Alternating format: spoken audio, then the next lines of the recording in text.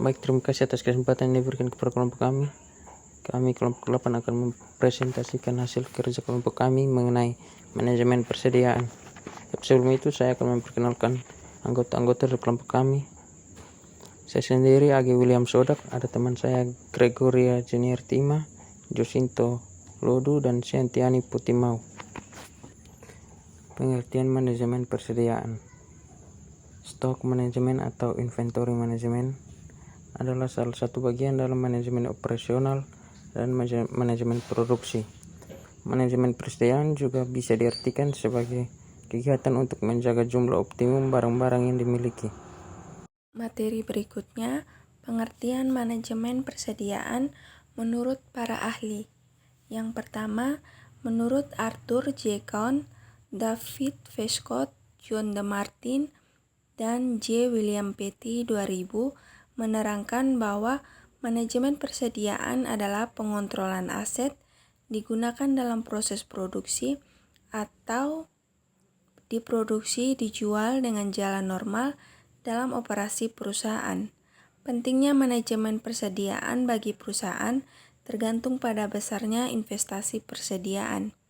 Yang kedua, menurut Julian Yamit 2003 menerangkan bahwa tujuan manajemen persediaan adalah meminimumkan biaya.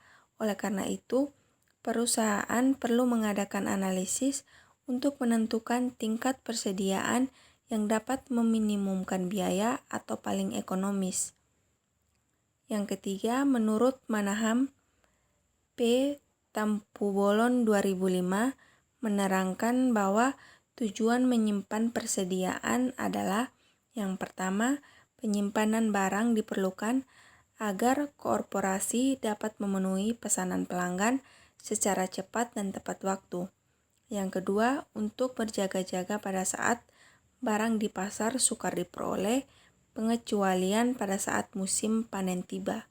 Dan yang ketiga, untuk menekan harga pokok per unit barang. Yang berikutnya, jenis-jenis persediaan.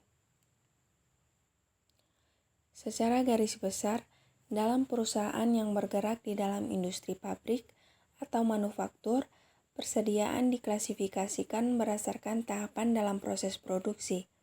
Karena itu, jenis-jenis persediaan menurut Freddy Rangkuti berdasarkan jenis dan posisi barang, terdiri dari yang pertama, persediaan bahan baku atau raw material stock, yaitu persediaan barang-barang berwujud, seperti besi, kayu, serta komponen lainnya yang digunakan dalam proses produksi.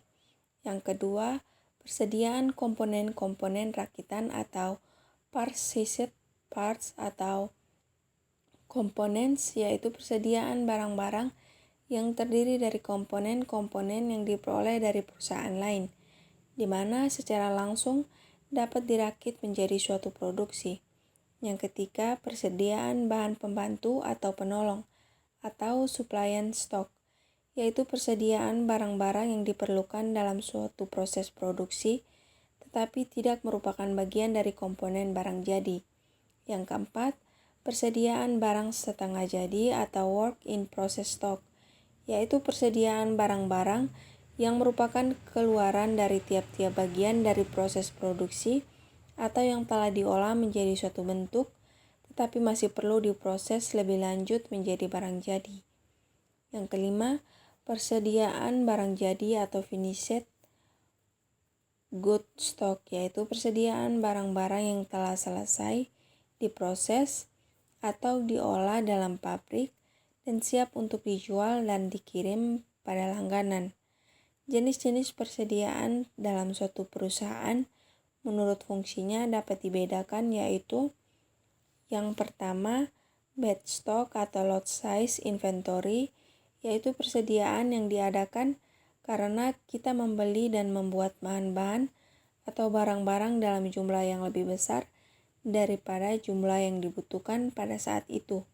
Keuntungannya, potongan harga pada harga pembelian, efisiensi produksi, dan penghematan biaya angkutan. Yang kedua, fluctuation stock adalah persediaan yang diadakan untuk menghadapi fluktuasi permintaan konsumen yang tidak dapat diramalkan. Yang ketiga, antisipasi stok, yaitu persediaan yang diadakan untuk menghadapi fluktuasi permintaan yang dapat diramalkan berdasarkan pola musiman yang terdapat dalam 1 tahun dan untuk menghadapi penggunaan, penjualan, atau permintaan yang meningkat. Tingkat perputaran persediaan. Macam persediaan tergantung jenis perusahaan (bahan baku, barang dalam proses, barang jadi, suku cadang, dan lain-lain). Pada perusahaan manufaktur umumnya mempunyai 3 jenis persediaan, yaitu yang pertama bahan baku atau material, yang kedua barang dalam proses atau barang setengah jadi, yang ketiga barang jadi. Secara umum, besar kecilnya inventory tergantung pada beberapa faktor, yaitu yang pertama, lead time, yaitu lamanya masa tunggu material yang dipesan datang. Yang kedua, frekuensi, penggunaan bahan selama satu periode. Frekuensi pembelian yang tinggi menyebabkan jumlah inventory menjadi lebih kecil untuk satu periode pembelian. Yang ketiga, jumlah dana yang tersedia. Yang keempat, daya tahan material. Secara khusus, faktor-faktor yang mempengaruhi persediaan adalah yang pertama bahan baku, dipengaruhi oleh perkiraan produksi, sifat musiman produksi, dapat diandalkan pemasok, dan tingkat efisiensi penjadwalan pembelian dan kegiatan produksi. Yang kedua, barang dalam proses, dipengaruhi oleh lamanya produksi, yaitu waktu yang dibutuhkan sejak saat bahan baku masuk ke proses produksi sampai dengan saat penyelesaian barang jadi. Yang ketiga, barang jadi. Persediaan ini sebenarnya merupakan masalah koordinasi produksi dan penjualan. Biaya persediaan.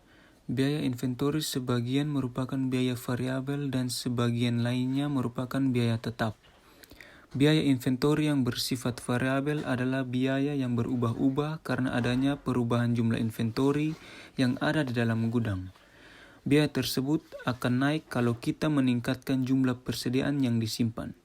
Adapun jenis biaya ini antara lain dalam bentuknya: biaya modal yang ditanamkan dalam persediaan tersebut, biaya asuransi persediaan, biaya atau upah buruh yang mengurusi penerimaan barang. Adapun biaya inventory yang bersifat tetap adalah elemen-elemen biaya inventory yang relatif tetap dalam jumlah totalitasnya dalam jangka pendek dengan tidak memandang adanya variasi yang normal dan jumlah persediaan yang disimpan. Misalnya depresiasi atau penyusutan ruangan yang digunakan, biaya pemeliharaan gudang, pajak, pemanasan, buruh penjaga gudang. Ada 3 macam biaya yang berhubungan dengan inventory, yaitu yang pertama, ordering cost atau biaya pesan dan pemasaran. Contohnya, biaya pemesanan, setup cost, biaya pengiriman dan penangannya atau bongkar muat, potongan harga karena jumlah pembelian besar. Yang kedua, carrying cost atau biaya penyimpanan. Contohnya biaya gudang, asuransi, pajak kekayaan, biaya modal, dan penyusutan. Yang ketiga, biaya persediaan pengaman. Contohnya kehilangan penjualan, kehilangan kepercayaan pelanggan, dan kegangguan jadwal produksi. Berikutnya, economical order quantity. Economical order quantity adalah jumlah kuantitas barang yang dapat diperoleh dengan biaya yang minimal, atau sering dikatakan sebagai jumlah pembelian yang optimal. Dalam menentukan besarnya jumlah pembelian yang optimal ini, kita hanya memperhatikan biaya variabel dari penyediaan persediaan tersebut, baik biaya variabel yang sifat perubahannya searah dengan perubahan jumlah persediaan yang dibeli atau disimpan, maupun biaya variabel yang sifat perubahannya berlawanan dengan perubahan jumlah inventory tersebut. Reorder point. Reorder point adalah salah satu titik di mana harus diadakan pesanan lagi sedemikian rupa sehingga kedatangan atau penerimaan material yang dipesan itu adalah tepat pada waktu di mana persediaan di atas safety stock sama dengan 0. Dengan demikian, diharapkan datangnya material yang dipesan itu tidak akan melewati waktu sehingga akan melanggar safety stock. Dalam penentuan reorder point, haruslah kita memperhatikan faktor-faktor sebagai berikut. Yang pertama, penggunaan material selama tenggang waktu, mendapatkan barang. Yang kedua, besarnya safety stock.